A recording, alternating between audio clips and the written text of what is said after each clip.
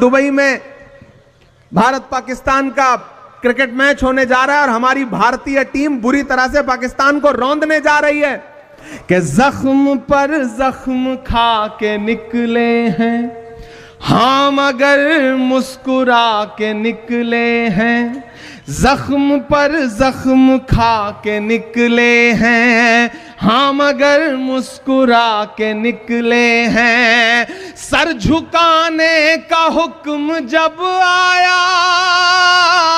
अस्सलामु अलैकुम वरहमतुल्लाहि वबरकातुहू। कैसे हैं? उम्मीद करते हैं कि आप लोग खैरियत व आफियत से होंगे।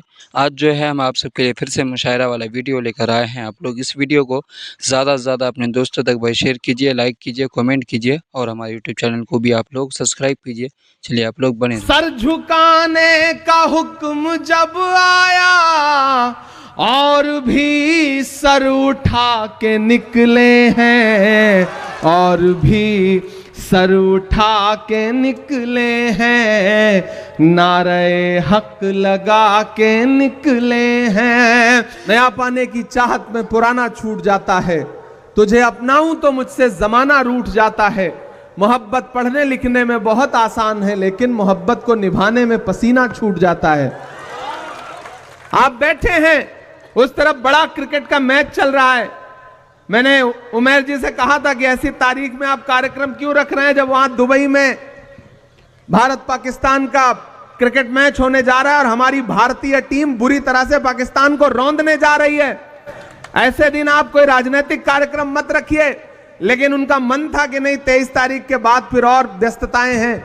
घर सजाने का तसव्वुर तो बहुत बात का है, घर सजाने का तसव्वुर तो बहुत बात का है, पहले यह तय हो कि इस घर को बचाएं कैसे। दिल्ली से अगर 1000 किलोमीटर दूर चल करके आपके बीच में लंबा सा सफर तय करके अगर हम लोग यहां आज बैठे हैं, अगर प्रदेश अध्यक्ष आपके अखिलेश जी अपने तमाम कार्यक्रम छोड़ करके इस कार्यक्रम में बैठे हैं और आपको जागरूक करने के लिए संविधान जिंदाबाद का नारा लगा रहे हैं, तो इसका मकसद और इसका मतलब आपको समझना पड़ेगा। मैं चंपारण की धरती पर खड़ा हूं। पूरी दुनिया में जब भी चंपारण का नाम आता है तो पूरी दुनिया बड़े अदब से इस इलाके को सर झुका के ये कहती है कि ये वो सरजमीन है जहां कभी महात्मा गांधी जी ने इसे अपनी कर्मभूमि बनाया और यहां से एक बड़े आंदोलन की शुरुआत की। मैं उस धरती पर खड़ा हूं। आपसे अगले 2, 3, 4, 5 मिनट जरूरी गुफ्तगू करना चाहता हूं।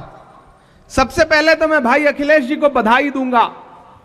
परिवार के मुखिया का जैसा भाषण होना चाहिए, परिवार के बड़े व्यक्ति का जैसा दिशा निर्देशन होना चाहिए, वो आज आपके भाषण में मुझे दिखाई पड़ा और मैं चाहता हूं एक बार जोरदार ताली बजाएं आज के उनके इस संबोधन के लिए।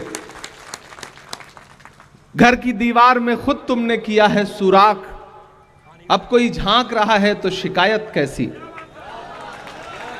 जिस धरती को कभी महात्मा गांधी ने चुना अपनी कर्मभूमि बनाने के लिए, अगर आज वहां पर नफरत वाली ताकतें मजबूत होकर के बैठी हैं, तो हमें अपने गिरेबान में झांकना तो पड़ेगा।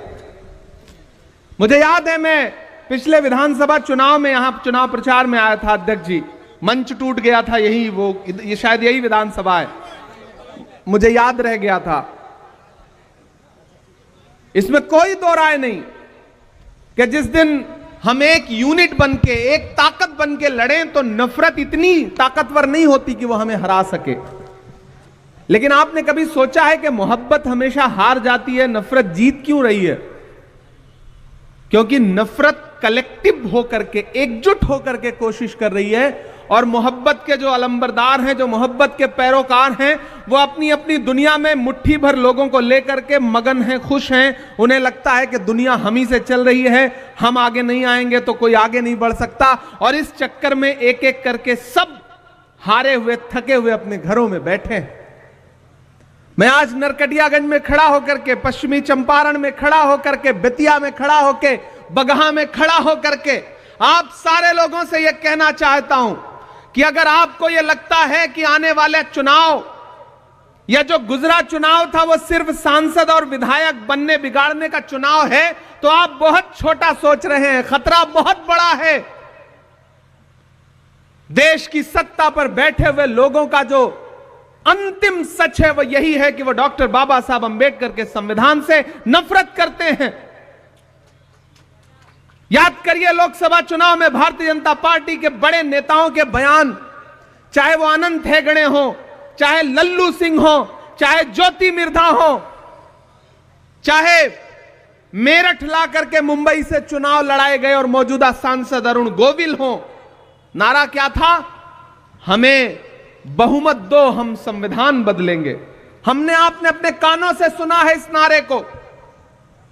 वो तो भला हो भारत की जनता का कि उसने 400 पार का नारा लगाने वालों को 240 पे ला करके ऐसा पटका कि न ये नारा भूले, बल्कि संविधान को सरमाथे लगाते हुए संविधान जिंदाबाद और संविधान को लेकर के पूरे देश में बातें करना उन्होंने शुरू कर दिया।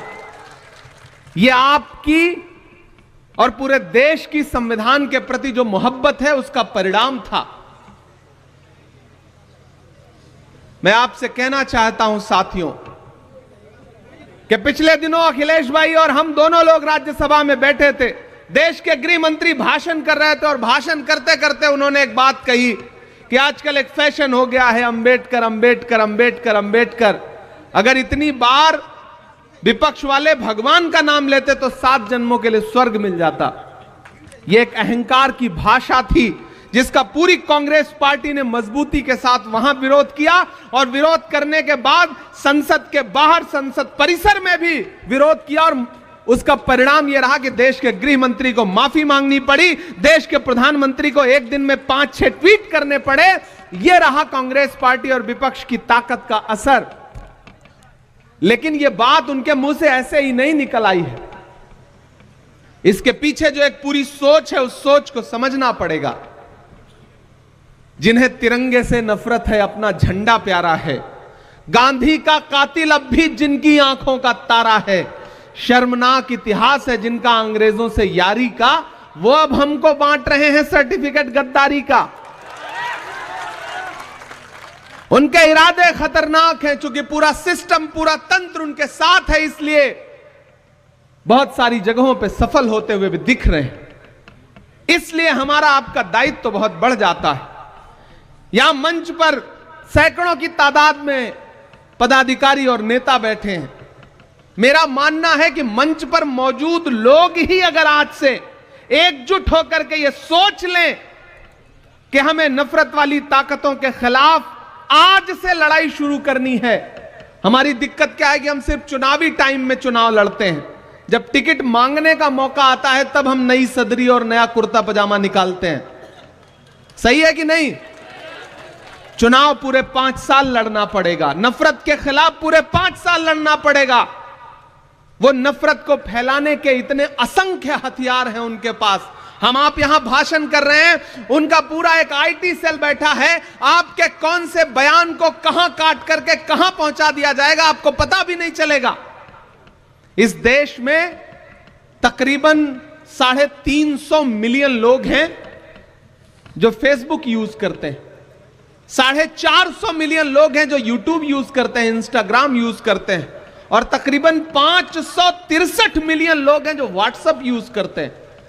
हमको आपको पता ही नहीं है कि सोशल मीडिया का कैसा दुरुपयोग करके आपके खिलाफ प्रोपेगेंडा चलाया जा रहा है, और हम अपनी दुनिया में मगन होकर के हमें लगता है कि नहीं, संविधान भी सुरक्षित है, लोकतंत्र भी सुरक्षित है, देश भी सुरक्षित है। उधर अमेरिका से हमारे बेटों को बेड़ी और हथकड़ी लगा करके देश में भेजा जा रहा है, और देश के प्रधानमंत्री नमस्ते ट्रंप का नारा लगा रहे हैं। हालात वैसे नहीं है जैसा आप समझते हैं। राहुल गांधी जी अपने भाषणों में हमेशा एक बात कहते हैं कि जब जेब कतरे को आपकी जेब काटनी होती है तो पहले आपका ध्यान भटकाता है और फिर आपकी जेब काट लेता है।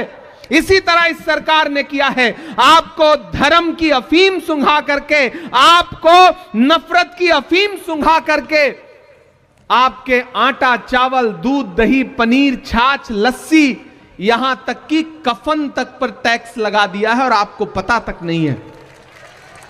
खतरा बहुत बड़ा है। इसलिए मैं पूरे बिहार के लोगों से, मैं खुद लंबा सा सफर तय करके कई कार्यक्रम इधर उधर करके मुझे लगा कि नहीं, मुझे जाना है और अल्पसंख्यक विभाग के विशेष तौर से पदाधिकारियों से बातचीत करनी है। ये जो पूरा इलाका है ये बहुत उपजाऊ है और कांग्रेस की विचारधारा के लिए बहुत मुफीद इलाका है, क्योंकि ये गांधी का इलाका है, ये गोडसे का इलाका नहीं है। इसलिए अगर आप सबने प्रण लिया, किसी ने कहा है कि शेर जब तक अपनी कहानियां लिखना खुद नहीं सीखेंगे तब तक शिकारी अपनी कहानियों में खुद को महान बताते रहेंगे। इसलिए नरकटियागंज वालों, अल्पसंख्यक विभाग के पदाधिकारियों, हमारे महिला कांग्रेस की जो साथी हैं, हमारे यूथ कांग्रेस के जो साथी हैं, हमारे एनएसयूआई के जो साथी हैं, सेवा दल के जो साथी हैं, हमारी मेन कांग्रेस की जो बॉडी है, उन सब से मैं अनुरोध करता हूं कि अखिलेश जी हो, इमरान प्रतापगढ़ी हो, हम सारे लोग अपना 100% देने के लिए तैयार हैं। हर दिन आपके लिए जब भी आप कहेंगे हम उपलब्ध हैं, लेकिन आपको एक रोड मैप तो आने वाले दिनों के लिए बनाना पड़ेगा, तब आप लोकतंत्र और संविधान बचाने की लड़ाई को मजबूती से लड़ पाएंगे। मेरे भाई, यहां बड़ी तादाद में बुजुर्ग बैठे हैं, नौजवान साथी बैठे हैं, माएं बहनें बैठी हैं।